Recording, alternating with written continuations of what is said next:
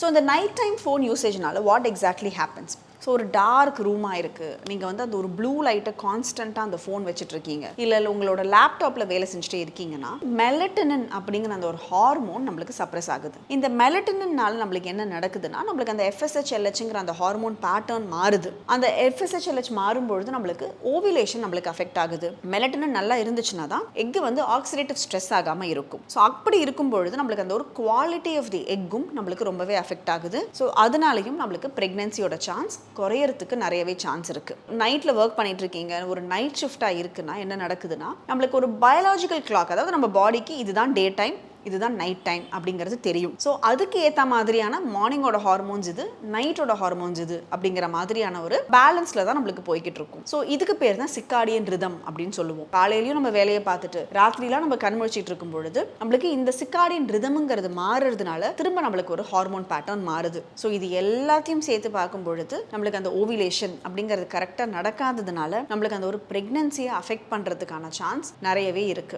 ஆனால் என்ன டாக்டர் இந்த மாதிரி சொன்னீங்கன்னா அதுக்காக வேலைக்கு போகாம இருக்க முடியுமா, இல்லனா வந்து நைட் ஷிஃப்ட்ல வந்து ஒரு ஜாப் அதுக்காக விட முடியுமான்னு கேட்டிங்கன்னா அதுவும் கரெக்ட் தான். ஸோ என்ன மாதிரியான ஒரு சின்ன சின்ன சேஞ்சஸ் நம்ம பண்ணோம்னா இதை கொஞ்சமாவது நம்ம ஒரு கண்ட்ரோலில் வைக்க முடியும் அப்படின்னீங்கன்னா, ஃபர்ஸ்ட் நைட் ஷிஃப்ட் ரொம்ப ஒரு எராட்டிக்கான டைம், திடீர்னு ஒரு ஆஃப்டர்நூன் டைம், திடீர்னு ஒரு நைட்டு அப்படின்னு ரொம்ப ஒரு மாறுதலாக இல்லாமல் ஒரு கான்ஸ்டன்டான நைட் ஷிஃப்ட்ஸ் மாதிரி இருந்துச்சுன்னா இட் வில் பி பெட்டர். அப்போ நம்மளுக்கு அந்த ஒரு கரெக்டான number of hours of sleep கிடைக்கும். ஒரு பிளாக் அவுட் கர்டன்ஸ் மாதிரி நீங்கள் அதை யூஸ் பண்ணி அந்த ஒரு நைட் டைம் மாதிரி நீங்கள் மிமிக் பண்ணி கொஞ்சம் நல்ல ஒரு 7-8 மணி நேரம் தூக்கத்தை உங்களுக்கு பகல் நேரத்தில் கிடைச்சதுன்னா கண்டிப்பாக எல்லாத்தையுமே மாற்றிடும்னு சொல்ல முடியாது, but at least definitely it will be better, less stressful than what it is. So make sure that your food habits are also maintained and excessive snacking இல்லாமல் எப்படி நம்ம ஒரு 3 மீல் எடுப்போமோ அதே மாதிரி மிமிக் பண்ணுற மாதிரி 3 மீல்ஸ் எடுக்கிறதுக்கு பாருங்க. எக்ஸசைஸ் நம்மளுக்கு ஏதாவது ஒரு டே டைமில் எப்படியாவது ஒரு டைமை ஒதுக்கி நம்ம எக்ஸசைஸ் பண்ணுறது